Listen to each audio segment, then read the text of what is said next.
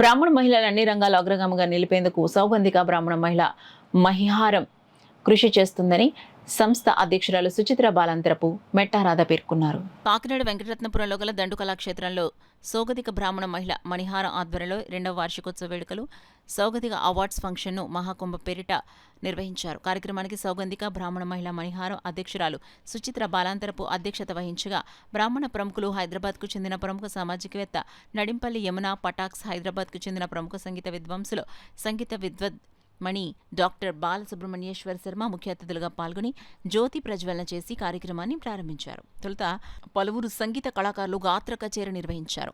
కార్యక్రమంలో భాగంగా పలువురు చిన్నారులు బుచ్చు ప్రదర్శనలు చేశారు. ఈ సందర్భంగా సౌగంధిక బ్రాహ్మణ మహిళా మణిహారం అధ్యక్షురాలు సుచిత్ర బాలాంతరపు మాట్లాడుతూ గత 2 సంవత్సరాలుగా కాకినాడ పరిసర ప్రాంతాల్లో ₹1,00,000తో సామాజిక సేవా కార్యక్రమాలు, శ్రీరామ పట్టాభిషేకం నిర్వహించి సౌజన్యధిక అవార్డులు పలువురుకు ప్రదానం చేయటమే కాకుండా 300 మంది బ్రాహ్మణ మహిళలచే వరలక్ష్మి వ్రతం సందర్భంగా అష్టలక్ష్మి వైభవం కార్యక్రమం నిర్వహించారు. ఇవే కాక విద్యా, వైద్య, సాంస్కృతిక సేవా కార్యక్రమాలు నిర్వహించినట్లు వెల్లడించారు. సంస్థ గౌరవ అధ్యక్షురాలు మెట్టారాధ మాట్లాడుతూ సౌగంధిక బ్రాహ్మణ మహిళా మణిహారం ఆధ్వర్యంలో భవిష్యత్తులో మహిళలను అన్ని రంగాల్లో ముందుకు నిలిపేందుకు పలు కార్యక్రమాలు నిర్వహిస్తున్నట్లు వెల్లడించారు. అనంతరం పోలవరం మహిళలకు సౌగంధిక అవార్డులను అతిథుల చేతుల మీదుగా పంపిణీ చేశారు. ఈ కార్యక్రమంలో వారణాసి విజయలక్ష్మి, చావలి సూర్యకుమారి, ఆకళ్ల పద్మ, వీరేశ్వరపు రాజీ, దువ్వూరి శ్రీరామలక్ష్మి, పరాంకుశం, అపరంజిత, ద్రోణం రాజు, అచ్చయని, పురాణపండ మహాలక్ష్మి, నూకల భాగమతి పెద్ద సంఖ్యలో బ్రాహ్మణ మహిళలు పాల్గొన్నారు. చిన్న చిన్న క్వశ్చన్స్ మాత్రమే. మహిళలు మహారాణులు అన్నట్టుగాను శుక్రవారం మహాలక్ష్మి అనే ప్రోగ్రాంతో ప్రతి శుక్రవారం ఒక క్వశ్చన్. అంటే ఒకవేళ మీ ఇంట్లో రుబ్బురోలు ఉందా, వాడుతున్నారా, చూపియండి. మీ ఇంట్లో ఇత్తడి పాత్రలు ఏమేమి ఉన్నాయి చూపేయండి. వాళ్ళందరూ చాలా పిక్చర్స్ పెట్టి ఎలాగైతే వాళ్ళు వాడుతున్నారో ఆ పద్ధతులు బట్టి అవన్నీ మాకు చూపించడం.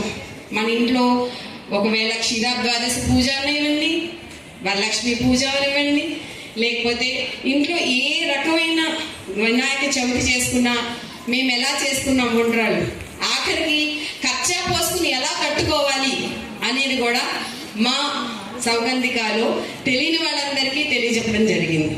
ఇది చాలా నిజంగా అంతరించిపోతున్నది. ఎందుకంటే ఇవాళ నైటీలు వేసుకుని పూజలు చేసుకునే రోజులు. అవునంటారా కాదంటారా? అసలు చాలా మంది ఇళ్లలో పూజలు కూడా చేసుకోవట్లేదు. చేసుకునే వాళ్ళు హడావిడిగా ఏదో దిగేసుకున్నామా, చేసుకున్నామా, వెళ్ళామా అనే రోజుల్లోనే ఉన్నాం. అలాంటివి మన మడి ఎలా కట్టాలి, మన తడి మనం ఎలా చేస్తాము, మన ఇంట్లో మన వ్యవహారాలు ఎలా చేస్తాం, మన ఇంట్లో ప్రసాదాలు ఎలా చేస్తాం, ఇలాంటి వాటి అన్నింటి మీద కూడాను కూలంకుషంగా ప్రతి శుక్రవారం క్వశ్చన్ ఉంటుంది. దానికి క్వశ్చన్ పెట్టిన వెంటనే ఒక అరగంటలో చూడాలి, మా గ్రూప్లో పట అంటూ ఆన్సర్స్ వచ్చేస్తాయి. దాంట్లో విన్ అయిన వాళ్ళందరికీ ఈ అవార్డ్స్ అండి. నటించిన కుంభమేళ, రాబోతున్న ఉగాది రెండింటినీ మనం చూస్తున్నాం.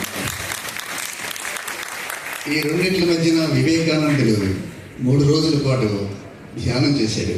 ఆ ధ్యానం ఏంటంటే గతించిన భారతదేశం యొక్క వైభవాన్ని వెళ్ళి ఎలా తీసుకురావాలని చెప్పి.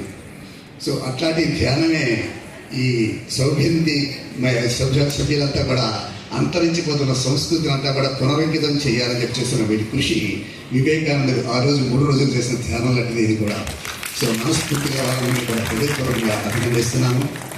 అదేవిధంగా ఇందాక ద్రోణరాజు, ఆమె పేరు మర్చిపోయిన, ఇంటి పేరు గుర్తుంది నాకు, ఆమె ఆవేదన వ్యక్తం చేశారు. అమ్మ మీరేమీ బాధపడకండి, పాలు అమ్ముకున్న వాడు ఇంటింటికి తిరుగుతాడు, దీంట్లో నీళ్ళు కలిపేవాని అడుగుతారు, కానీ సురపాన అమ్మాయి వాళ్ళకి క్యూలో నిలబడుతూ ఉంటారు. సో తక్కువ మంది ఉన్నారని బాధపడకండి, పాలు ఇప్పుడు కూడా అట్లాగే ఉంటుంటాయి.